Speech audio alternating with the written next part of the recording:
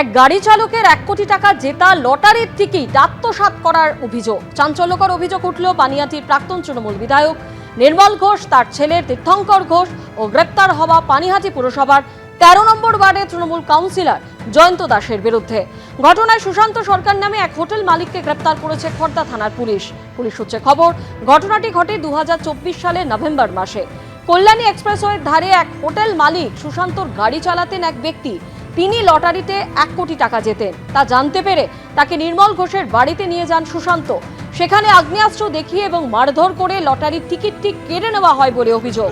পালাবদলের পর পুলিশের কাছে অভিযোগ দায়ের করেন গাড়ির চালক।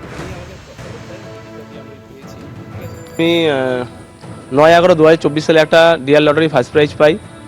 তো আমার মালিক জানতে পারে সুশান্ত সরকার, ওইসি 69-এর মালিক সুশান্ত সরকার। তখন আমি ওনার কাছে কাজ করতাম।